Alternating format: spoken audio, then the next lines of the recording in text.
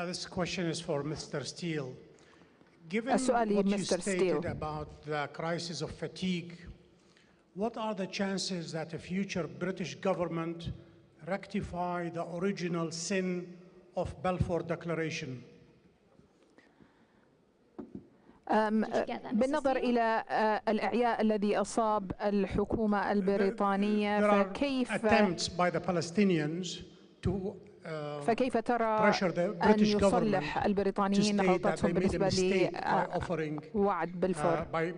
By the Balfour Declaration, giving it to the Jews. All right, we shall take a second question somewhere from behind. Okay, the gentleman at the back with the muffler, Palestinian muffler.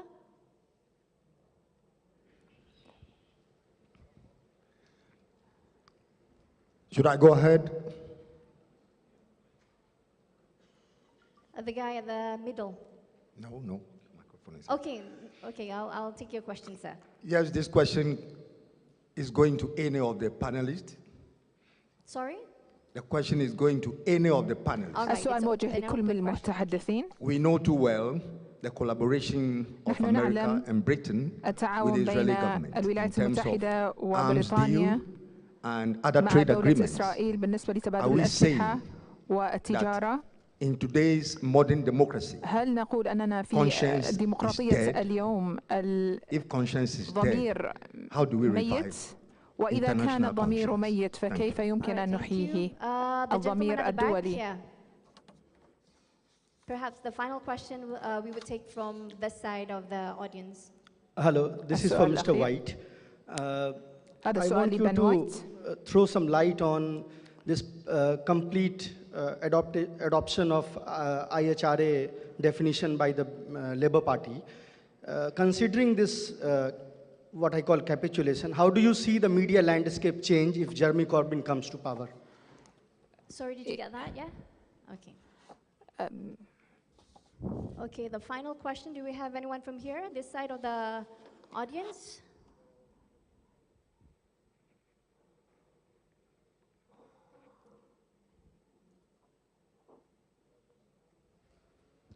Hello, Assalamu alaikum. My question is to Shafiq Morton. Your country's apartheid ended largely because of the people of the South Africa's struggle, ANC's, and at the same time, international community worked hard. I think you remember the Gleneagle Agreement passed by the Commonwealth countries, sporting boycott. This campaign really worked. Every time there is an Olympic, there is a press match, there is everything that cropping up, and the apartheid remained in the headlines. My question is, why? I mean, we need, as journalists, not only telling the truth or reporting objectively. Little bit activism is also necessary as media persons.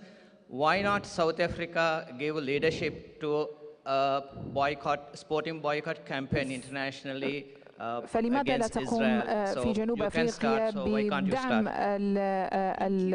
المقاطعة بشكل واضح ورئيسي؟ Okay. We will close the Q&A session for the moment. We will try to answer as quickly as possible. If we have extra time, then I'll open again the Q&A session.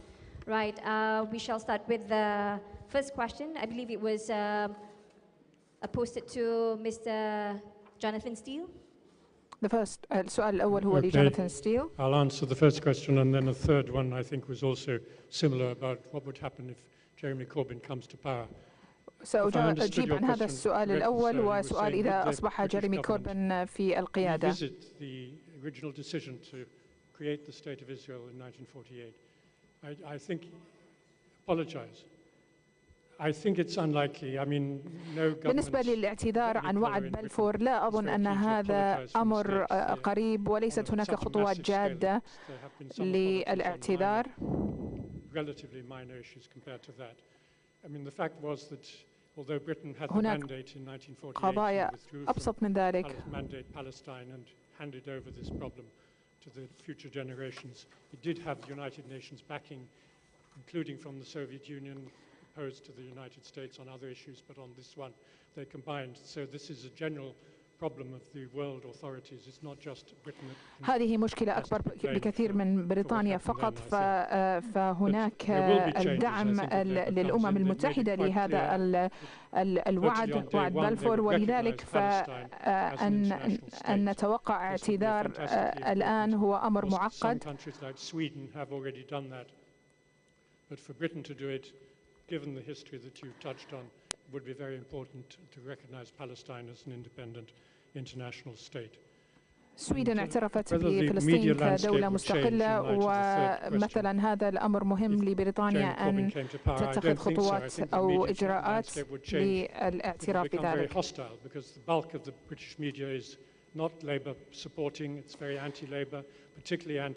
الجو غير داعم لحزب العمال، ولذلك فربما يكون هناك جو معادي أو عدائي ضد جيرمي كوربن، وذلك نراه واضحا في تعامل الإعلام معه ومشكلة المعاداة السامية وتغطيتها التي هناك ادعاء أنه توجد في حزبه.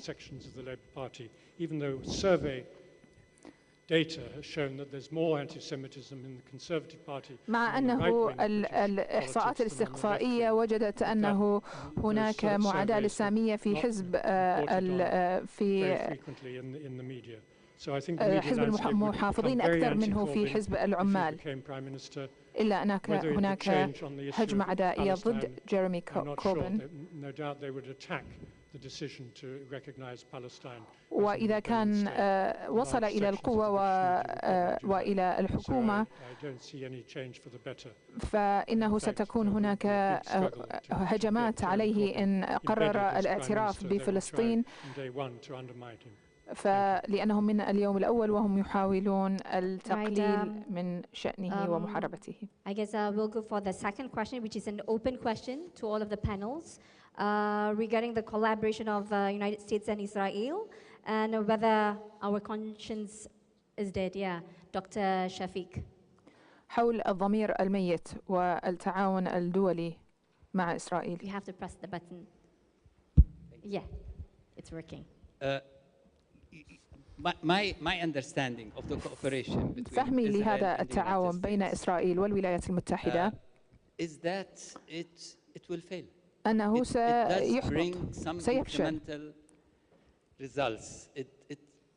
إسرائيل in 48 إسرائيل في 48 في 67 82 على مدى السنوات من خلال الانتفاضة الأولى والانتفاضة الثانية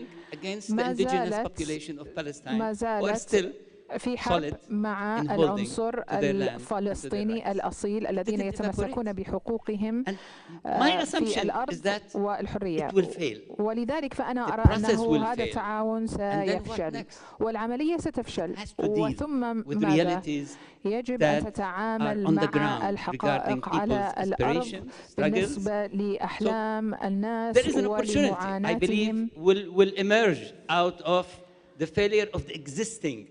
ترامب نتنياهو هناك حقيقة ستظهر من خلال فشل ترامب أنه يوجد حل، حيث أنه حاول أن يصل إلى أقصى حل المشكلة، ولكن في الحقيقة فإنه هذا سبب مشاكل أكبر في داخل البيت الأبيض في أمريكا وعلى الأرض. ظنا منهم أن هذا سيحل المشكلة وستنتهي القضية، لكنه على أرض الواقع هذا لن ينتهي، وسيعطي فرصة أكبر للفلسطينيين للجهاد والصراع من أجل قضيتهم. أنا أرى new generation is trying to think outside the box, so there is a chance to have dialogue with that counter-truth, counter-reality that is emerging. I mean, the fact that 2 Muslim women were elected to a U.S. Congress is a representative of the changes that we are seeing, and therefore Palestine can be, in reality, part of and must be part of a progressive movement. I mean, the right to move is something Palestinians look for. The right to be independent, the right to your property and land, the right for your dignity, the right for your return, the right for your place of birth, the right for your homeland. It's a very progressive cause that can be further developed in that context at every level. And therefore, the failure of the others will open up for the success, potential success of the Palestinians. But yet I have to say that this needs a style and an approach and a leadership that understands how to talk to the world and how to deal with all these issues and how to bring about the best capabilities of the Palestinians and those who support them. And it's in that context where there is a challenge on you and on this conference and on people who are trying to do exactly what you are trying to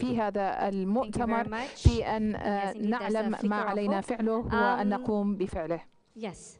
Just wanted to say real quick about the conscience question.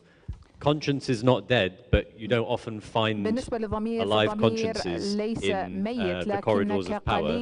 But the civil society movements in solidarity with Palestine, the boycott, divestment, sanctions, BDS campaign in particular, is inviting and seeing many people of good conscience take up the issue of Palestine and be involved. And ultimately, a US government, a UK government, any of these governments are only going to change their policy as a result of grassroots pressure from the bottom up.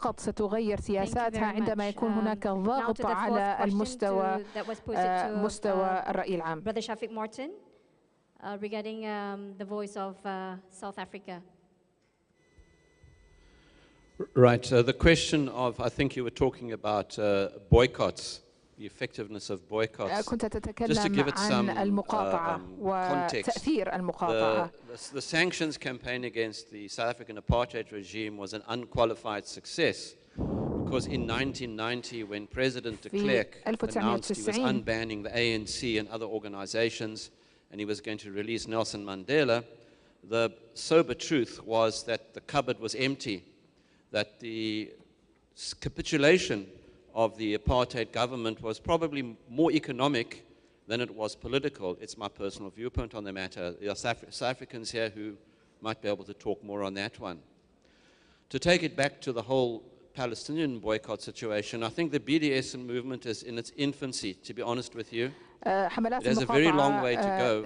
And the other thing we need to remember is I think that the Israeli Zionist entity or whatever was, in a sense, prepared for the fact that this was going to come, which makes the issue of boycott, divestment, and sanctions quite complex sometimes. And the application thereof can often run into problems. But at the same time, it remains the most effective, peaceful way of a society raising its voice against a current injustice. You spoke about the issue of sports. Yes, perhaps South African government and other governments that have got a conscience should start raising their voices about, for example, a sports boycott. Although I must confess, Israel on the sporting field doesn't really punch very high. At the same time, you'll find that most major sporting codes in South Africa will not play against Israel.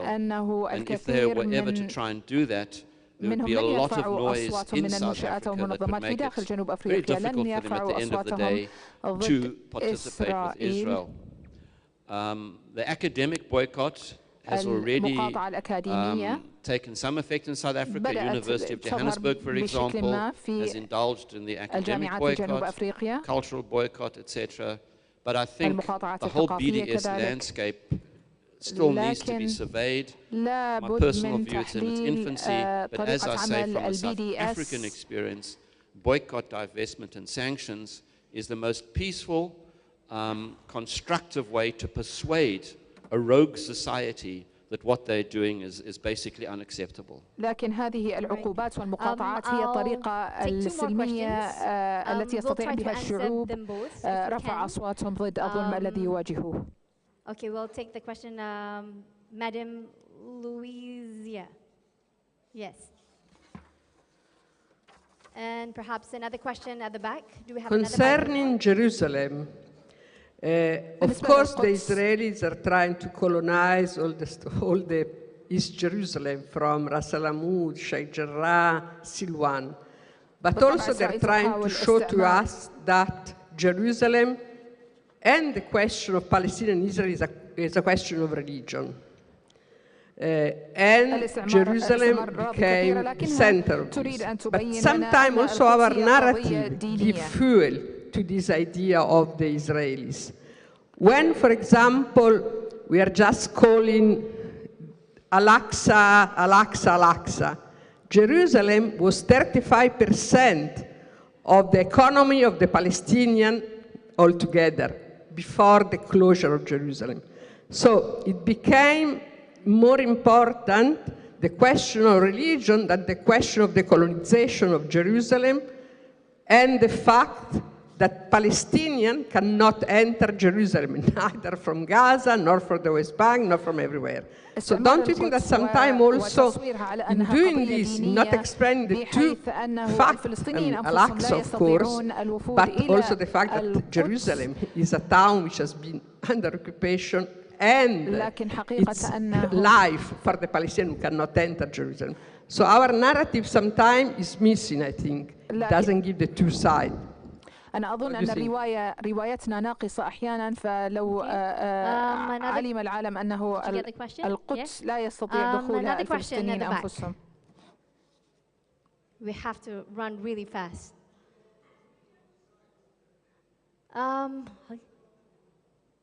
Sorry? Oh, sorry. I've taken 2 questions from this side earlier on. I'm really sorry. I'm taking at the back because I didn't give them any opportunity at all. السلام عليكم. قد لا نستطيع أن نصل كإعلاميين إلى النموذج الأمثل في الأداء الإعلامي المتعلق بالقضية الفلسطينية، لكن أكيد هناك أخطاء، أكيد هناك نقائص غير مرتبطة ربما بالسياق، قد تكون مرتبطة بنا نحن في الشكل أو في المضمون، في التناول أو في القضية نفسها. أتمنى أن تسلطوا الضوء على الأقل على خطأين أو 3 نقائص، أخطاء، تعثرات نحن نقع فيها كإعلاميين نتناول القضية الفلسطينية. All right. Okay, thank you. I believe that question needs to be answered by Dr. Shafiq. Shall we begin with the second question, then we go to the first question? Brothers over there, if you have time, I will go back to you, inshallah. Okay. Yeah, I wanted to make a comment and to answer the question, if you don't mind. Please. The comment I felt is maybe important to look at is that the way the Israelis, particularly under the right-wing government of Netanyahu, are going has created lots of debates among many Jews worldwide. We have to see that factor. The recent attack in Pittsburgh against people who were praying in a synagogue, it killed 11 worshippers, did not bring about a strong reaction from the Netanyahu government and did not bring about a strong reaction from the White House. And it created a debate. To what extent is the Israeli government able to represent world Jews? فأصبح هناك حوار هل يستطيع نتنياهو أن يمثل اليهود في العالم؟ Inject into that debate regarding their rights and their story and their narrative and the crisis that the right-wing government, one government after the other, is taking the Israeli system at large into. That's clear in the war against Gaza. Just recently, with the Minister of Defense for the first time, you see an Israeli Minister of Defense resigning as a result of a certain balance in an important military confrontation against a very small, one of the smallest areas of the world, yet was able, Gaza, to be able to stand and bring about a statement through the way it handled itself. So I just wanted to bring this into. Look at Sanders today, what Sanders say in the US context, what others say as well. So there is changes and a debate is important in that context. That's one. Second, what are some of the mistakes? Maybe to me, I mean, I look at it's the story of assumptions. So some media outlets assume that in 1948 the Palestinians sold their land and left. And then they discovered that they liked the land, so decided to come back or seek to come back. But the truth of the matter, when Israel was established in 1948, the Israeli, the Jewish economic property, the ownership of land on the land of Palestine in 1948 did not exceed 6% of the total land of Palestine.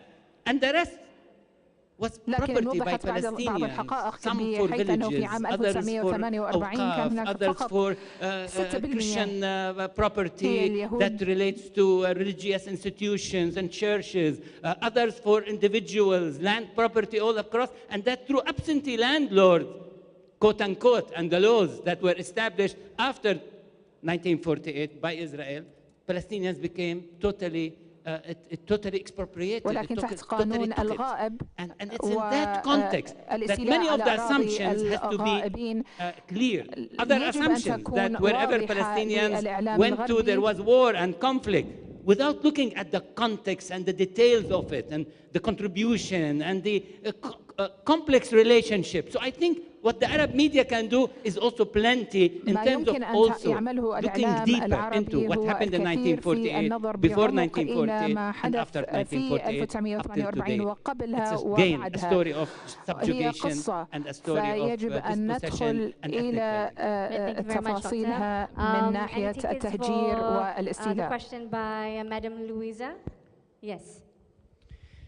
I hope you can really keep it short, the answer. No problem. So all I wanted to say with relation to your question, Louisa, is we should be cautious about assuming that Palestinian discourse around Al-Aqsa is purely, quote unquote, religious in isolation. You know, for example, يجب أن نكون حذرين من أن نسمي هذه القضية قضية دينية. Actually, one of the reasons why Al-Aqsa becomes important from the Palestinian context لماذا and the Jerusalem تكون context الأقصى is because it's مهمة one of من وجهة the few نظر remaining spaces القدس where لأنه هي Palestinians تقريبا have المساحة an ability to الوحيدة actually الباقية التي يستطيع الفلسطينيين أن يجمعوا أنفسهم ليست فقط لبعدها الروحاني ولكن للمقاومة كذلك للبعد المقاومي. Depending on if it's spoken about as a focus outside of Palestine, then sometimes it can be problematic if it's excluding the wider picture. But with respect to how Palestinians speak about it, لكن الفلسطينيين يتحدثون عن الأقصى كمساحة مهمة ويجب أن نأخذ ذلك بعين الاعتبار. Do I have the permission to allow another question? Yeah? Can I ask another? Can I open the floor for another question? Yes, madam.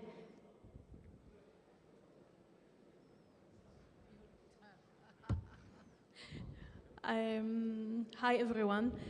The question for the journalist among you, you know that any journalist who will come from abroad will need to enter Israel and to get one visa and to get the Israeli journalist card in order to be able to do his work. And you know very well that the البطاقة الإسرائيلية للقيام بدوره كإعلامي وتعلمون أن إسرائيل تقيد كل إعلامي في داخل إسرائيل ولذلك بسبب أنكم لديكم الحرية في تغطية الرسالة. All right, thank you. Mr. Band, Mr. Shafiq? A minute of both. I can just give a really quick reply from my end. I've never sought this visa myself because the times that I've managed to go, I've just gone عندما أذهب إلى إسرائيل and done the kinds of research أذهب that I want to do. كفرد. But yeah, وليس كإعلامي فأفعل ما أريد وأبحث بالطريقة التي أريد. لكن عندما هناك مشكلة بالطبع بالنسبة لمن يذهب كفريق مقيد بالرقابة الإسرائيلية وماذا يمكنهم أن يقرروا أو يكتبوا عنه أو لا يكتبوا.